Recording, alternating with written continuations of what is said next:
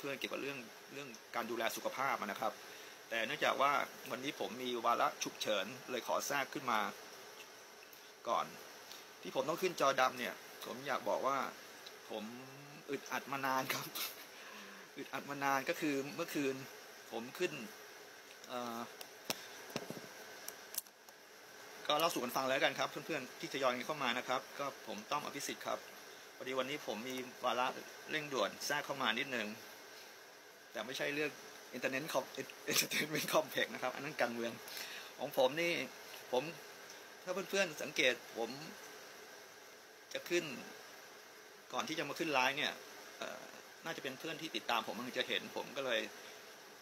บอกว่าวันนี้ผมขอเลื่อนไลฟ์เป็นประมาณบ่าย 2พอดีมีวาระด่วนก็คือคัดค้านคำประกาศนะครับพอดีเมื่อคืนผมได้รับคำประกาศ